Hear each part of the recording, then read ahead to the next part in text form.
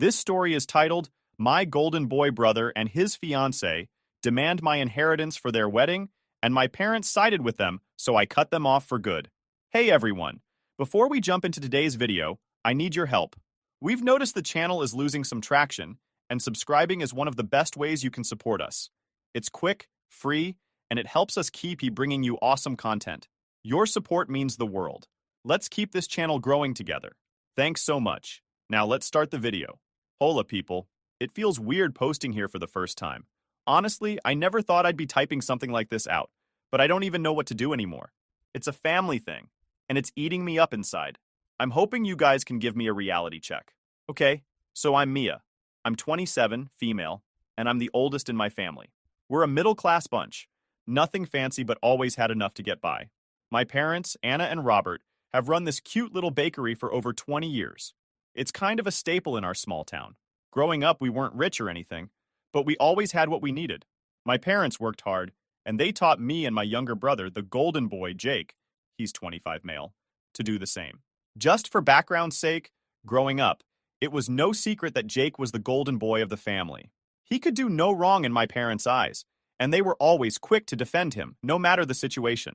Whether it was getting a pass for slacking off in school or being showered with praise for the bare minimum, Jake was the center of their attention. Honestly, I didn't mind much. I wasn't the type to crave the spotlight. I preferred doing my own thing, staying out of the drama, and focusing on my own goals. If Jake needed to be the star, he could have it. It never really mattered to me. Until now. Here's where the story really starts. 5 years ago, my granddad passed away. It was rough. He and I were close. When his will was read, I found out he'd left me a trust fund. It wasn't some multi-millionaire jackpot or anything, but it was a decent chunk of money. Enough that it could really change my life if I used it right. The thing is, there were strings attached. I can't access it until I turn 30. And even then, it's only for specific things like buying a house or going back to school. At first, I didn't even think about it much. I'm not really the kind of person to spend recklessly, so I figured I'd just let it sit there until I needed it. My plan was to either use it for a small apartment in the city or to start my own business, something that's been a dream of mine for years. Anyway, fast forward to earlier this year. Jake got engaged to his girlfriend, Emma. She's 26, and she comes from a well-off family. I don't want to sound rude, but Emma's one of those people who just oozes charm. She's the life of the party, super polished, and everyone seems to love her.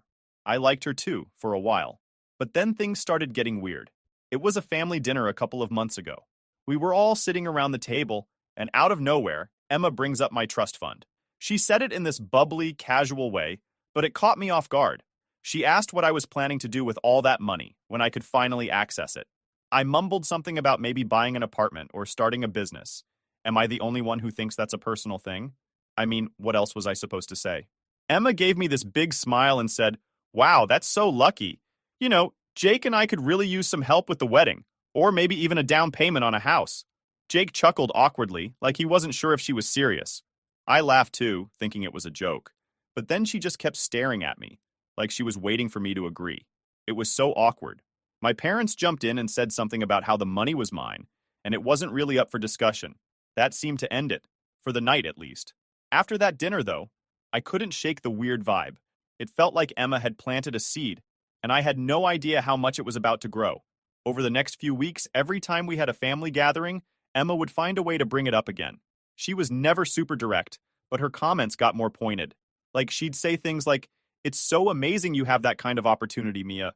It's just so rare to see someone in a position to really help their family." At first, I'd just let it slide. I'd change the subject or laugh it away, but she wouldn't stop. It wasn't just Emma either. Jake, at first, didn't say anything about it, but then he started making comments too. They were subtle, but I could tell he was on her side. He'd say stuff like, "I mean, it's not like you're using the money right now." I get why Emma's bringing it up.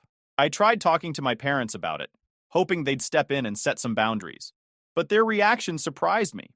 Instead of shutting it down, my mom said something like, "You know, Emma just wants to feel like part of the family. She's not trying to be pushy." Who said she's pushy? I hadn't even used that word yet. But yeah, that's exactly what it felt like. At this point, I started feeling cornered. I didn't want to cause drama, but I also wasn't about to hand over money that wasn't even accessible yet. Plus, I had my own plans for it. Still, I figured if I stayed calm and stuck to my guns, this would blow over. Suddenly, Emma decided to bluntly tell me her thoughts. In case I didn't understand her thoughts, she pulled me aside at another family dinner. This time, she wasn't even trying to be subtle. She said, "Mia, I really think you should reconsider what you're doing with that money. Helping Jake and me would be such a meaningful way to show your support for the family. Don't you think it's kind of selfish to hold on to it when you're not even using it?" I was shocked by her boldness. I don't think anyone's ever called me selfish before, especially not to my face. I told her, as calmly as I could, that the money wasn't even available yet, and that I had my own plans for it when the time came. She just stared at me like I'd slapped her. Then she said, "I guess I misunderstood what kind of person you are." Jake called me the next day to apologize, but it didn't feel genuine. He said something about Emma being stressed with the wedding and how she didn't mean to come across so strong. But then he added, "She's not wrong, though. You are in a position to help, and it wouldn't hurt to think about it." At this point, I was starting to feel like I was the crazy one. Was I being selfish? Was I blowing this out of proportion? I decided to talk to some close friends about it, and they assured me I wasn't in the wrong. But that didn't make it any easier to deal with. This whole thing was starting to weigh on me. It wasn't just the comments or the awkward conversations. It was the feeling that my family wasn't on my side. My parents, who I'd always thought would back me no matter what, seemed more interested in keeping the peace than standing up for me. I started to realize that this wasn't going away anytime soon. Emma wasn't the kind of person to take no for an answer, and Jake was clearly on board with whatever she wanted. My parents? They were stuck in the middle, trying to smooth things over without actually addressing the problem. I actually have no idea how far this would go, but one thing was clear. I'm not backing down. Am I overreacting? Tell me what you guys think. Update 1 point. Hola, amigos. I didn't think I'd be back so soon, but things have gotten worse. Like, a lot worse. I feel like I'm stuck in this ridiculous situation with no way out. Anyway, here's what's been happening since I last posted. So, after that awkward conversation with Emma where she called me selfish, I started to notice a change in how people acted around me. It wasn't anything super obvious at first, but there was definitely a shift. At family gatherings, Emma would give me these tight little smiles, and Jake started acting distant.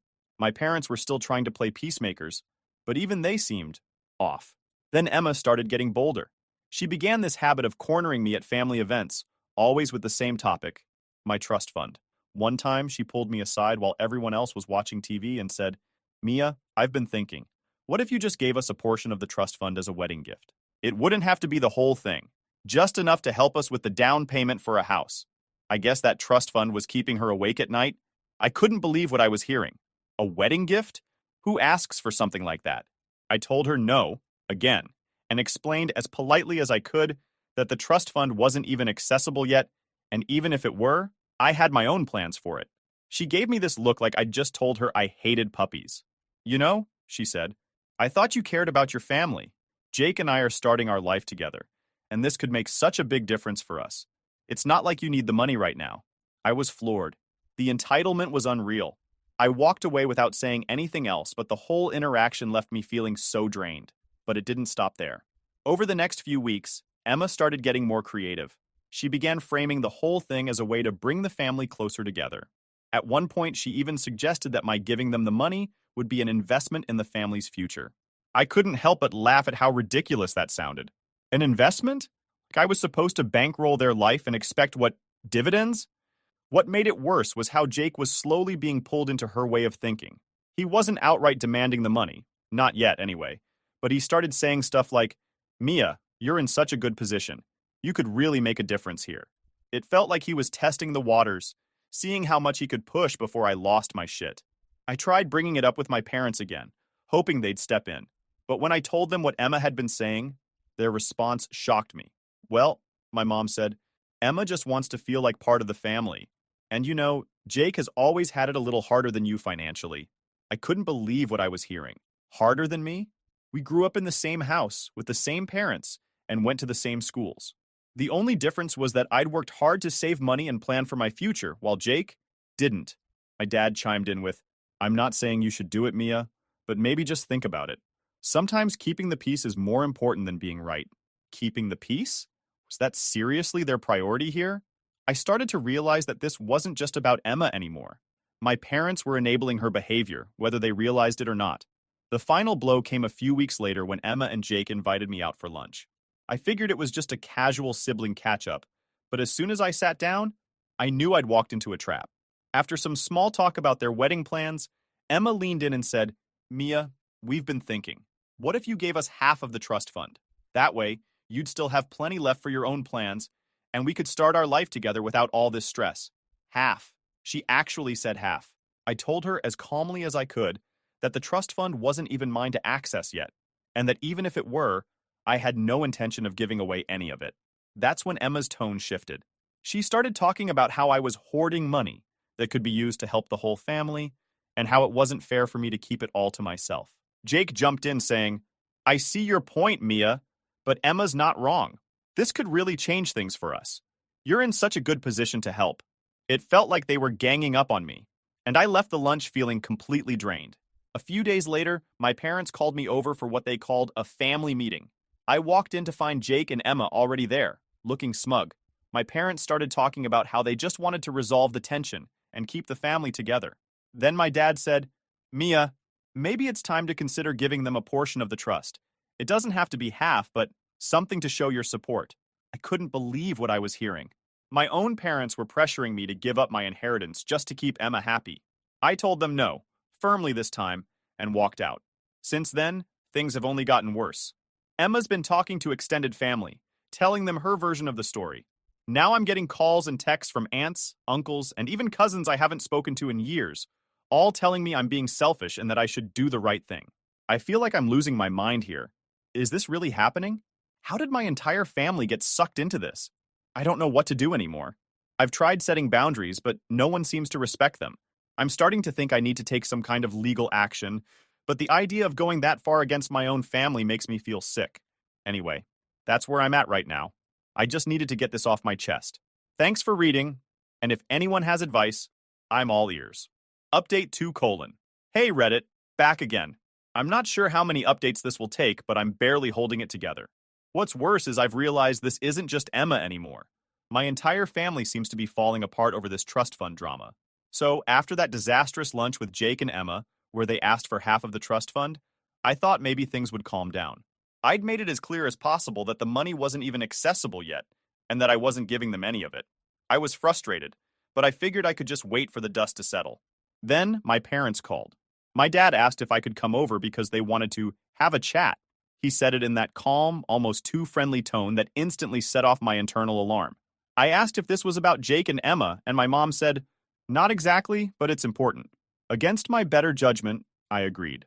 When I walked into their house, the first thing I saw was Jake and Emma sitting on the couch. They looked like they were ready for a business meeting, both sitting up straight with fake smiles plastered on their faces. My mom gestured for me to sit, and I realized this wasn't just a casual talk. This was some sort of intervention. It started off light. My dad asked how I was doing, how work was going, all the usual small talk. But it didn't take long for the real reason I was there to come out.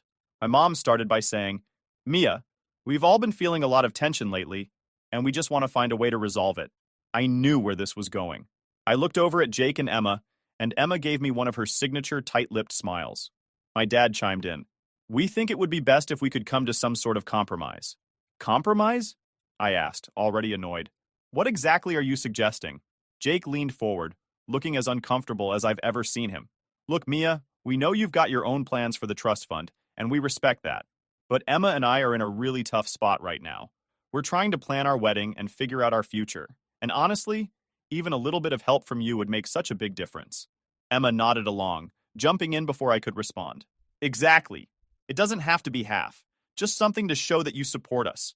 It's not just about the money, it's about family. That word, family, was starting to feel like a weapon they were using against me. I took a deep breath and tried to keep my voice steady. I've said this a million times, and I'll say it again. The trust fund isn't even available yet. And even if it were, I have my own plans for it. I'm not giving it away. My dad shifted in his seat, clearly uncomfortable. Mia, we're not saying you have to give them half or anything drastic, but maybe consider helping them out with a small portion. It could go a long way in easing the tension in the family. I stared at him, shocked. So what? I'm supposed to just give them money I don't even have access to yet, just to ease tension? How is this my responsibility? Jake sighed like he was exhausted from dealing with me.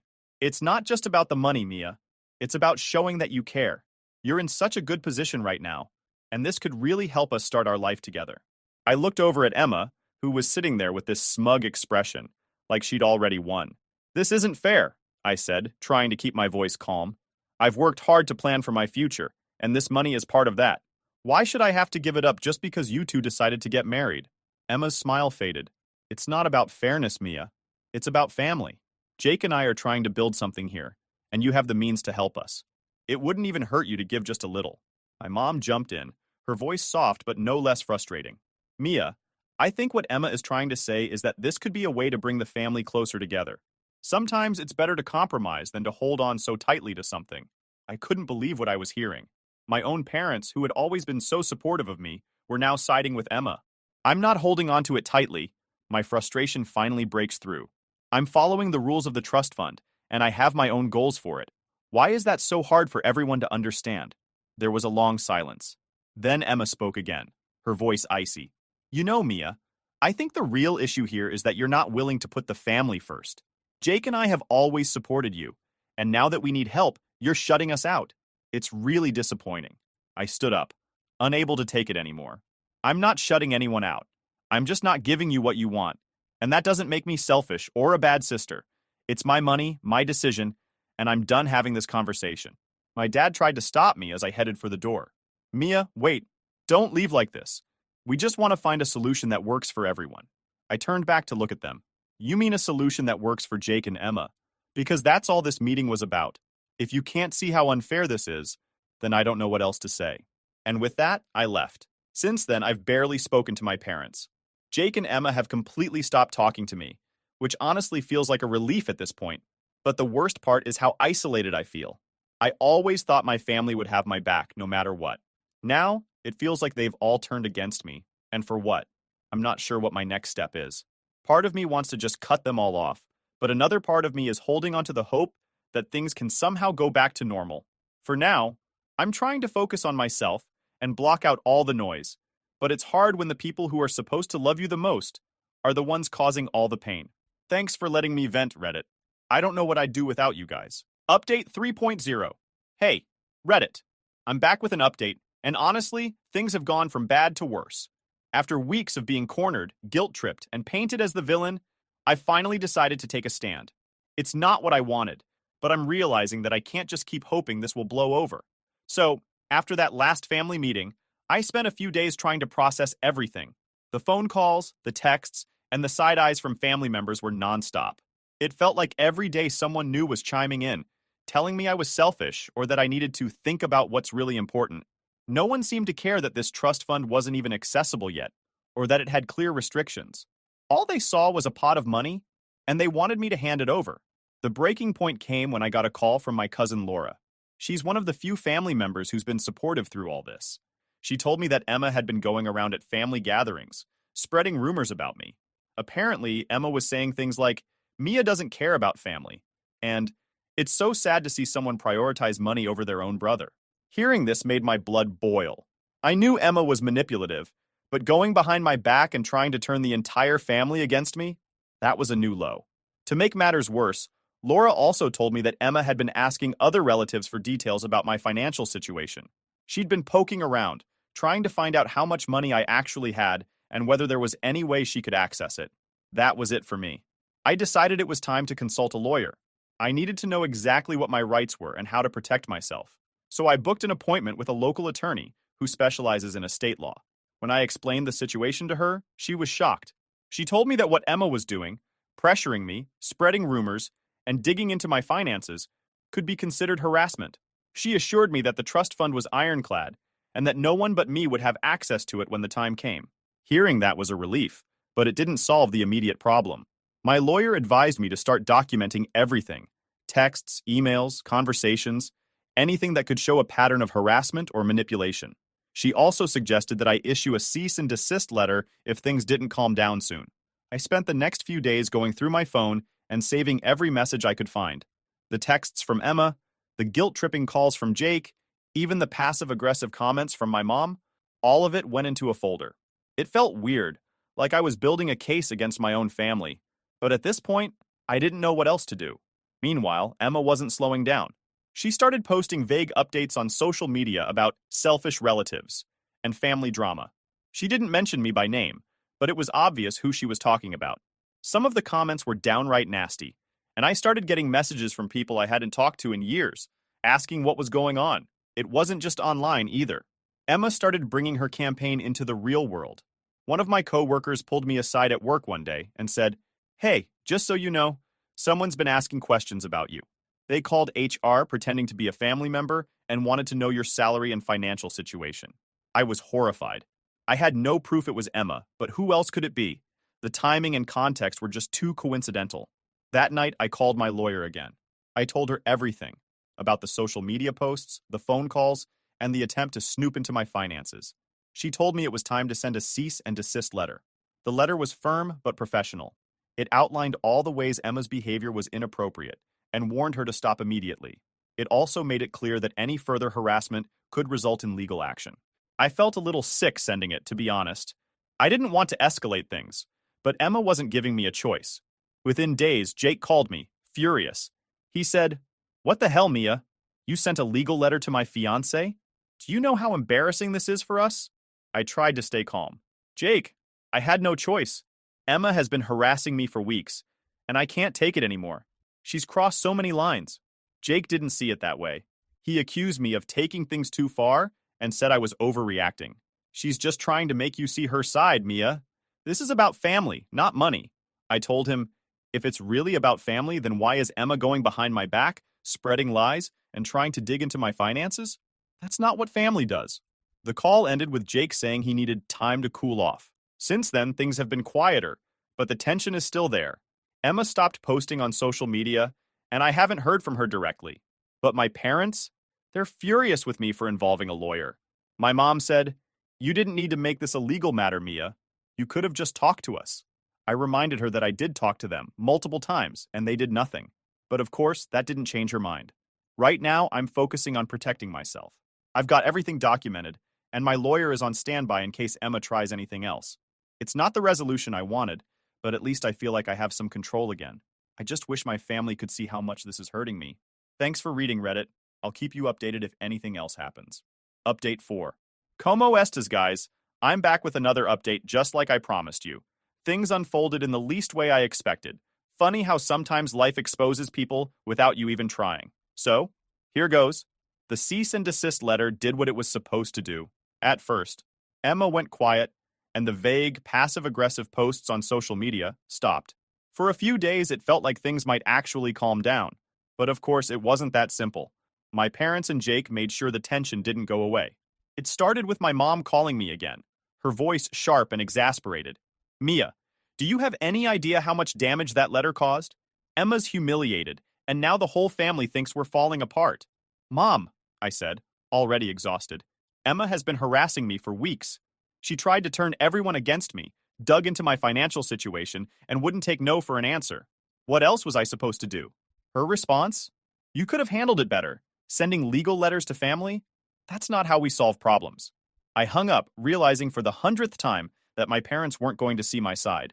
No matter what Emma did, they seemed determined to blame me for escalating things. A few days later, everything blew up in a way none of us could have expected.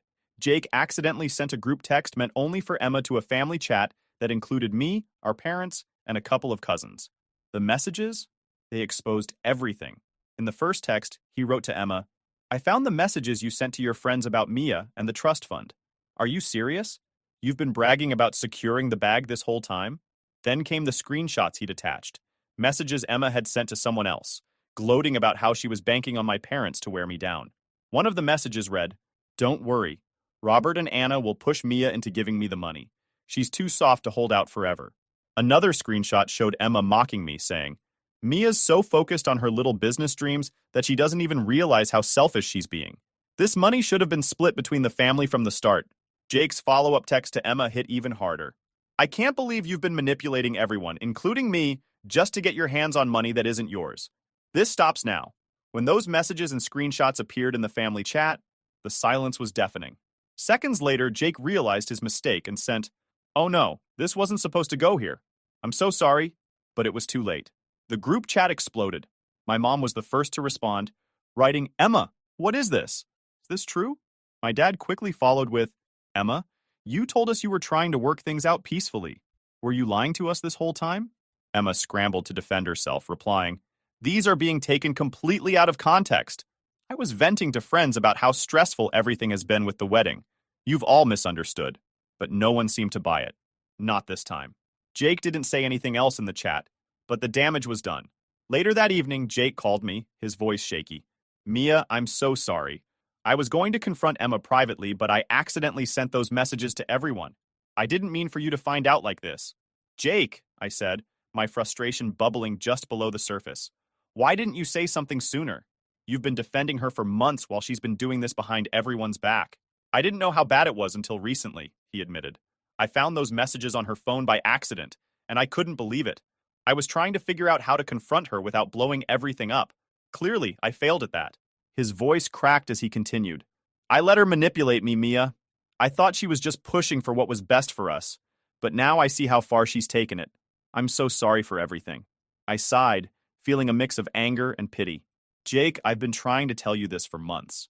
Emma didn't care about the family. She cared about getting what she wanted. I appreciate the apology, but fixing this is going to take more than words. He agreed and just disappeared. The fallout from those texts was immediate.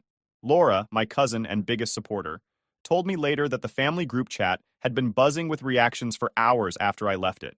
Many of the relatives who had been criticizing me started to change their tune, finally seeing Emma's true colors. But Emma wasn't done.